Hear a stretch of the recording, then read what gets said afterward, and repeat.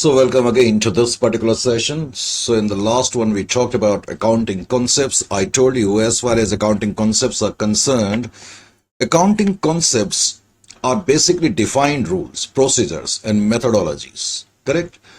However, as far as accounting conventions are concerned, conventions basically means something which was prevalent in the past and is still prevailing. That means it refers to the practices or the customs or the general tendencies. In the past, we were doing something and we are still continuing with that particular tradition. So these are some traditions. So we may say that accounting convention simply means basically some customs or traditions or practices, and accounting bodies have not defined these but have made some agreements that we can use this while preparing the what we call financials, correct? So accounting conventions simply means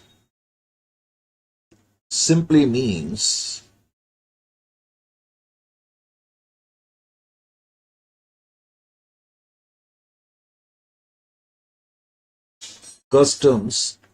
Just wait.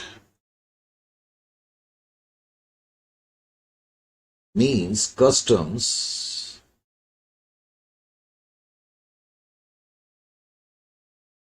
or traditions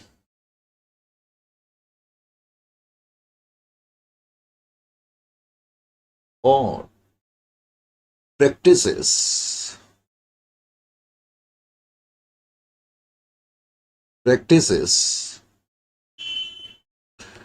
based on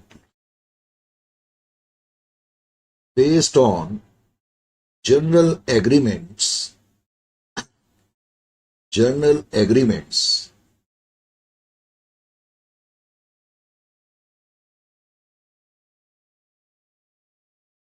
between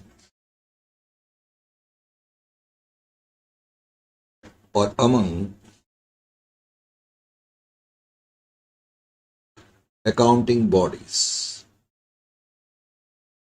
I have already told you these are not defined rules, but accounting bodies have agreed, okay, we can follow what we call these traditions and practices. Accounting bodies.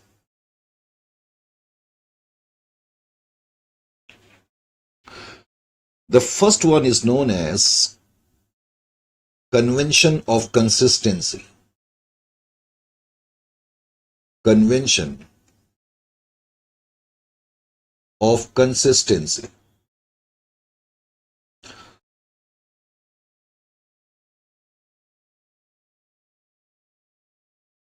Name itself is suggesting what is this convention, what is this practice, what is this general tradition. As per this particular convention, it means that if you have adopted an accounting policy for a particular accounting year, quite obviously you should not change it unless and until there is some utter requirement. Otherwise, as far as possible, what an entity should keep the same accounting policy. Why? Because if we will keep on changing the accounting policy, it will become very difficult to compare the results of one accounting period with the other accounting period. So the results of the different accounting years can be compared only when we have the same accounting policy and accounting policy remains same. However, consistency principle doesn't mean that policy cannot be changed. The policies can be changed. For example, if there is change in the standard itself, then we may have to what we call change the what we call accounting policy. If there is change in statute means law, then we may have to change the accounting policy. Or sometimes the entity itself feels that by changing the accounting policy, we may be able to what we call provide the information in a better, fairer, truer manner. So in that case, we are allowed to what we call change the accounting policy. However, when an entity changes its accounting policy or makes some changes, it is always better to supplement that with a footnote, and we should give a detailed information regarding the same. Convention of consistency. Convention of consistency implies that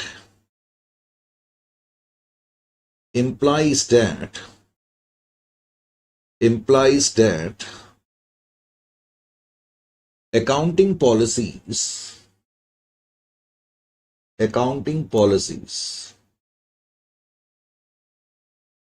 comma, once adopted accounting policies once adopted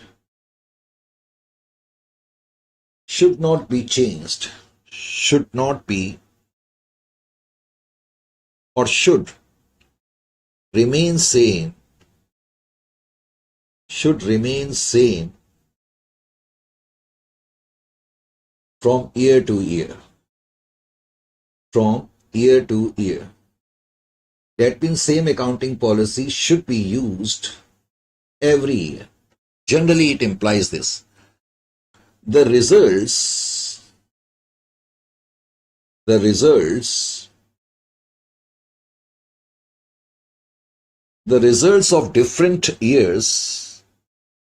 results of different years,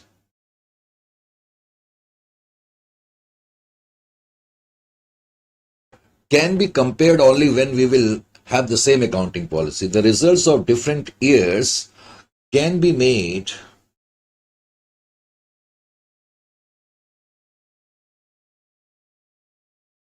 comparable,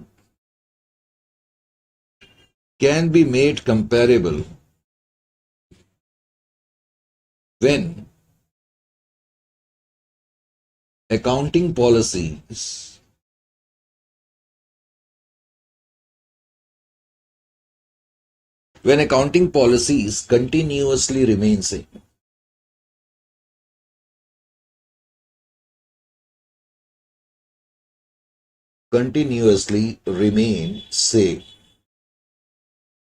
Quite obviously. Otherwise, we cannot what we call compare the results of one accounting period with other. However, consistency principle does not mean that policy cannot be changed. Correct?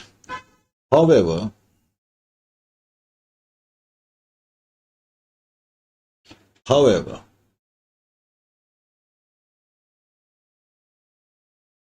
consistency principle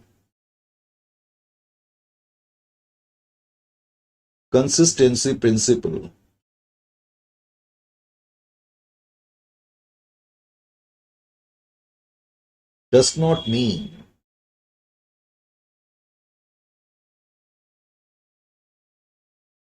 that accounting policies cannot be changed. Accounting policies cannot be changed. It means the accounting policy can be changed, but as far as possible, you should keep them same, but policies can be changed. Accounting policy can be changed. Accounting policies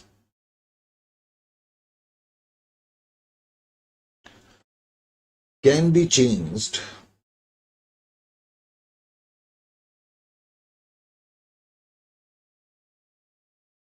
when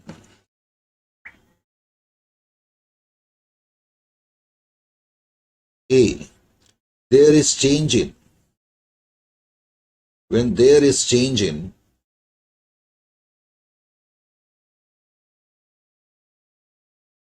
accounting standard. For example, ours is an electricity company. And let us say there is some regulatory, what we call body or standard with respect to that. And the standard says that now only straight line method will be allowed for depreciation. And let us say we are following written down value of depreciation because now standard has specified that written down value method is not applicable, only straight line. So we will have to change the policy. When there is change in accounting standard, or B, when there is change in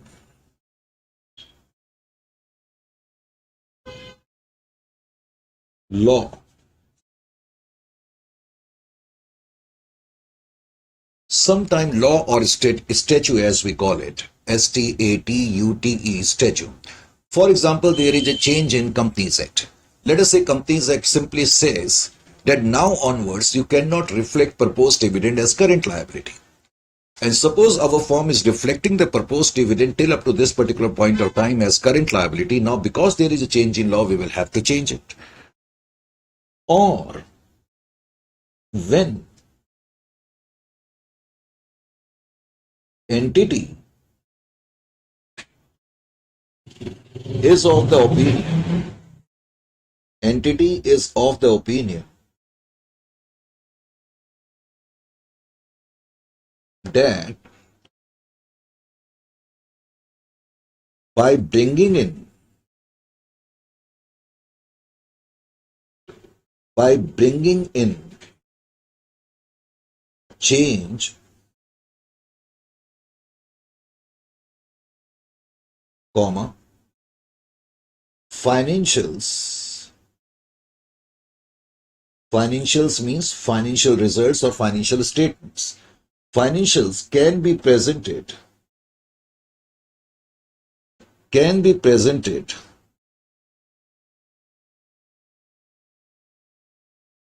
in a better and in a better and fairer manner.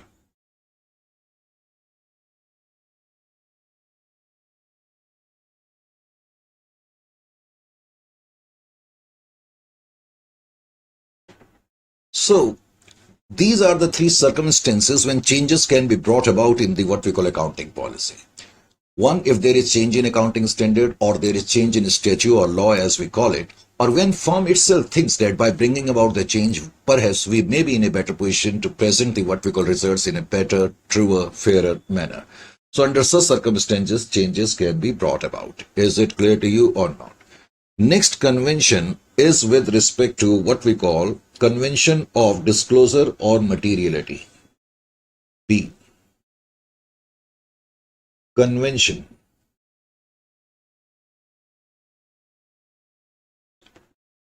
of disclosure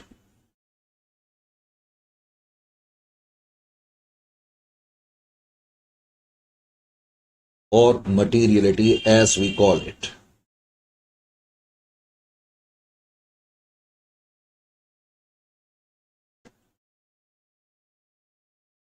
So as far as this particular convention is concerned, under this particular convention, all the significant, all the material information and policies must be disclosed by way of notes. As I told you, generally what happens when we prepare the financial statement, correct?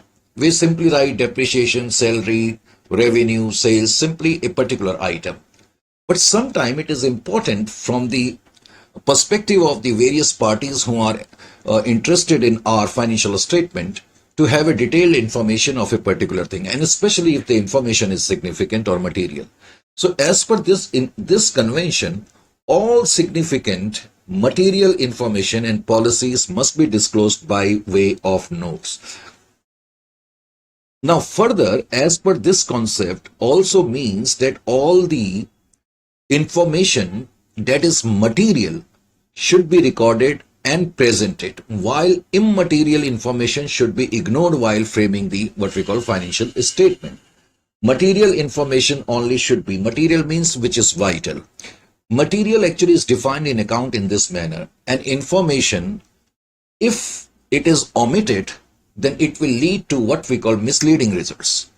So any information is considered as material if we are going to omit it, correct? In that case, the parties who are interested in our what we call financial statement may not be able to get a good idea. So all the material information must be disclosed, correct? And all immaterial item must be actually ignored. That is the point is. So as per this particular concept, as per this convention, as per this convention,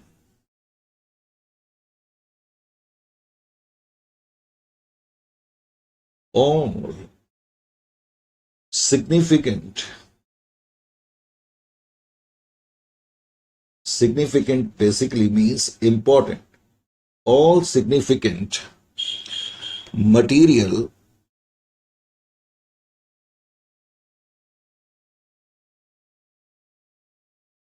information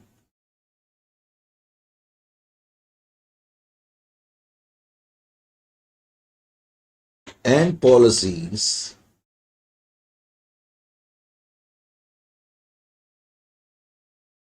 must be disclosed must be disclosed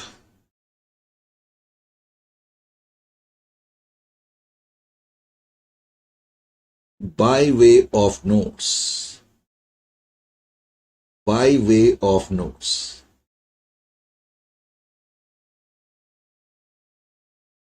For example, in the current year, you have brought about a change in accounting policy. So you must give a detailed note regarding that particular policy, that we in the current year entity has actually changed the accounting policy. If we would have had continued with the old accounting policy, our profit would have been that much. And because of change in accounting policy, we are having this much of profit. Now, if such detailed information is available with me, I will be able to base my investing decision in a better manner. Correct? So that is why notes are very important. Further, further, as per materiality,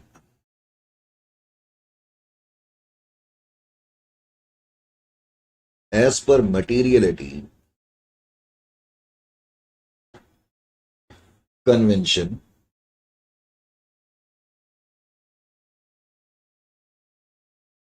as per materiality convention, as I told you, all the material information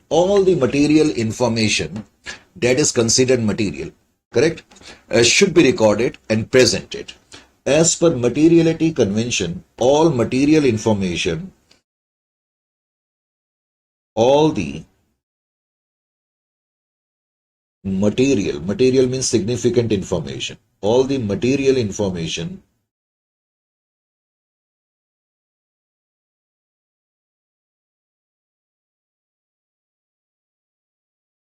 must be presented, must be presented and recorded. Presented in the financial statement, it means presented in the financial statements. FS means financial statement, and immaterial information which is not significant. For example, let us say there is an entity and it is having turnover in crores, correct? And in the current year, it incurred, let us say, an abnormal loss of, let us say, just rupees 5,000. Now that is immaterial information. We can ignore it. However, if there is an entity, its turnover is in thousands only, and it incurs an abnormal loss of 5,000, then this becomes material information. So material, immaterial sometimes depends upon the judgment. Is it clear to you? Financial statement and all immaterial information, all immaterial information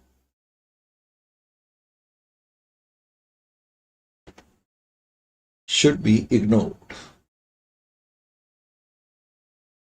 Should be ignored.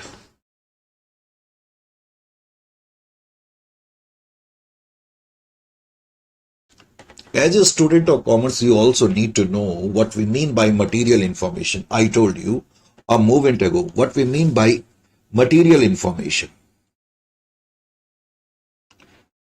Any information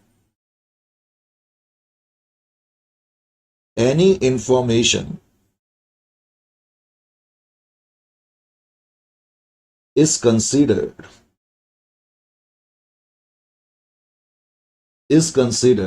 material if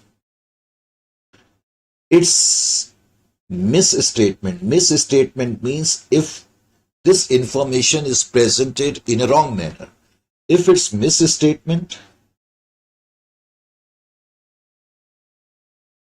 or omission, or you have not presented the information at all, or omission leads to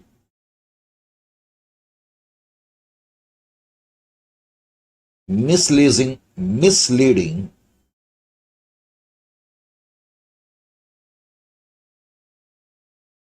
misleading conclusions. So any information is considered material if it is presented in a wrong manner, or it is not presented at all, due to which I will conclude, I will make the conclusions which may mislead to me. Is it clear to you? So that is why this concept is very, very vital. So you need to have a good idea of this. Then there is convention of conservatism. Convention of conservatism.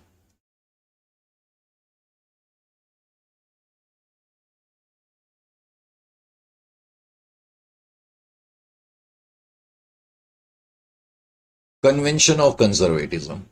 It is also known as convention of prudence.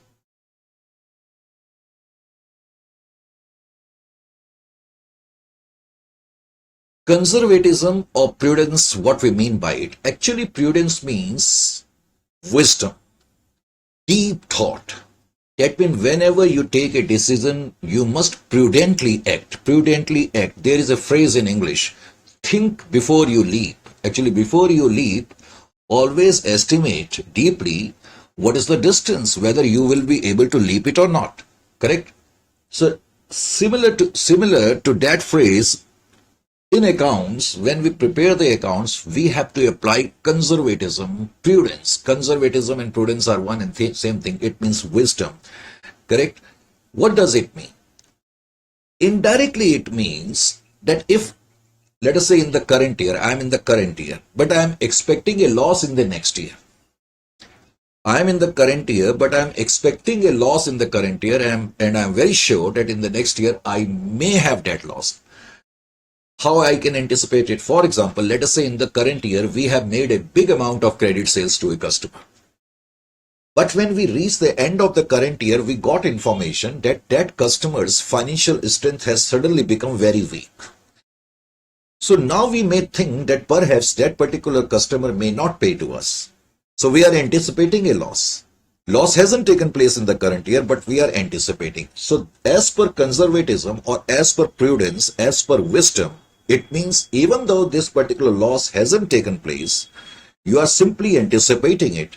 And in spite of that, you need to make a provision for the same. Conservatism means we have to play very safely our game. So that is why in accounts provisions are made. Are you getting my point on? Because when we make a provision, it means actually loss hasn't yet taken place, but we are expecting a loss. So indirectly it means all the all the anticipated losses should be considered when you prepare the financial.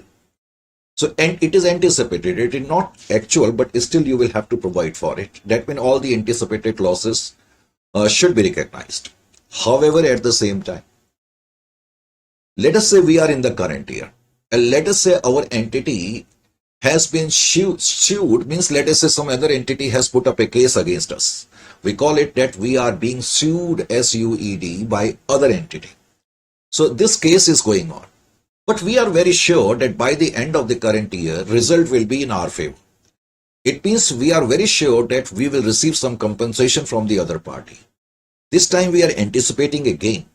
But as per conservatism, anticipated gain should not be taken into account. Is it clear to you or not? So this is the point here as far as this particular standard is concerned. Conservatism or prudence.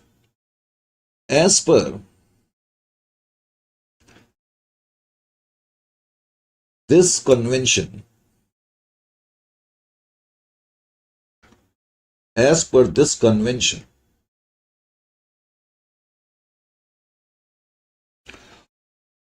all anticipated, as I told you, all anticipated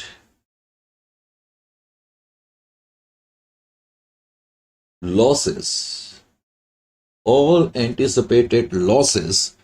correct, should be provided for.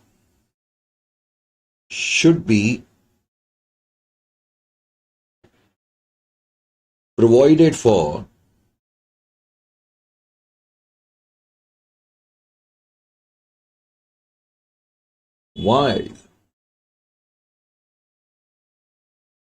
while anticipated incomes or gains should be ignored.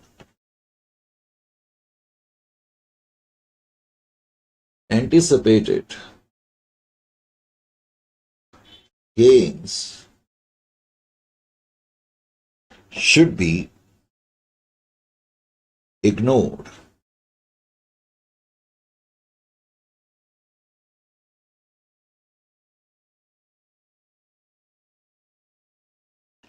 And as I told you, because of this concept, we make provision for doubtful debts, we make provision for decline in investment, etc. On account of this, on account of this convention, on account of this convention,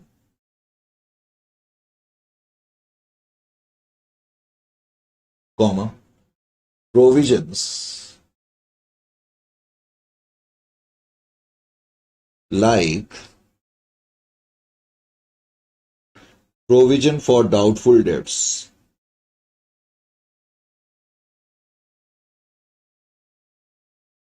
provision for doubtful debts,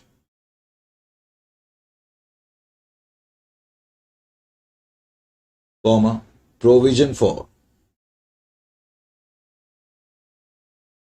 decline in value of investments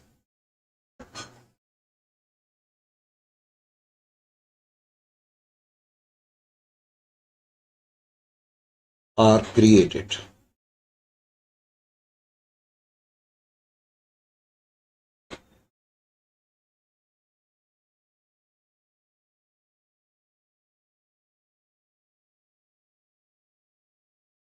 Correct? I hope you have been able to understand this convention quite well. And the last convention is with respect to convention of industry. Actually, this is not very vital convention, neither very prevalent. Convention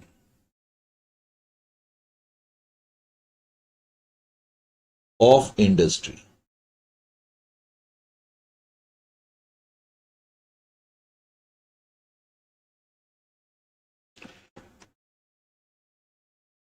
It means actually that every entity actually or every industry follows the principle and assumptions to perform their activities, quite obviously. For instance, there are electricity company, insurance company, they follow what we call convention and concepts, but in a modified manner. Indirectly, what I mean to say is that when we say convention of industry, sometime a particular industry modifies the particular convention and according to their needs actually they apply it. Similarly, if suppose there is agricultural industry, correct? So we may have to modify this convention and we have to adopt them. This is what we mean by convention of industry. So here I will write every industry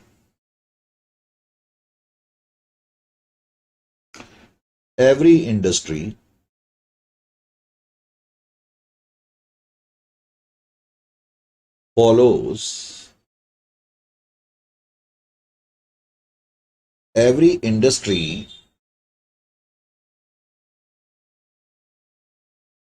follows the principles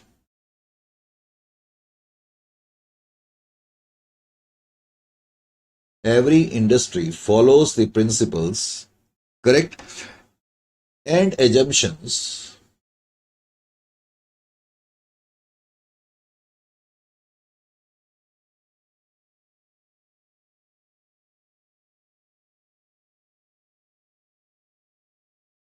to perform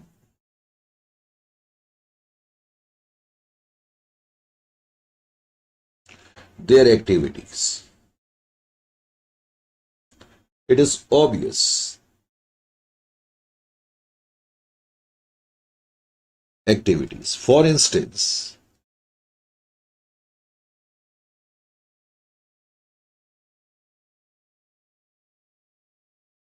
electricity industry or electricity companies,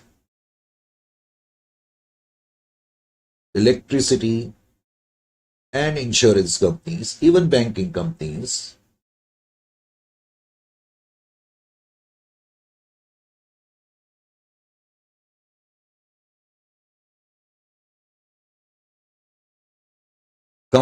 follow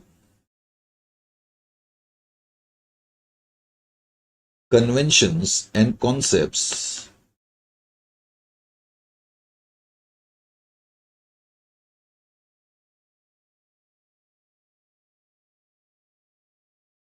concepts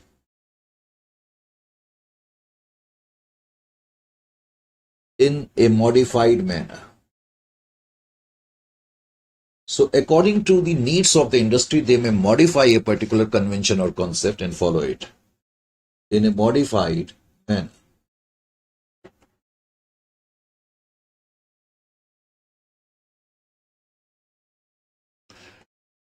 So this is all about what we call conventions, correct? So in the next session, when I will meet you, we will talk about something else. These are theoretical concepts. Honestly speaking, you could have done it of your own also, but if we are not going to do, then the student will tell, sir, you haven't done this particular chapter. You must have seen they are so easy that you could have easily managed it by yourself. In the next one, I will meet you, and obviously we are going to discuss some other theoretical aspects. So till then, it's bye.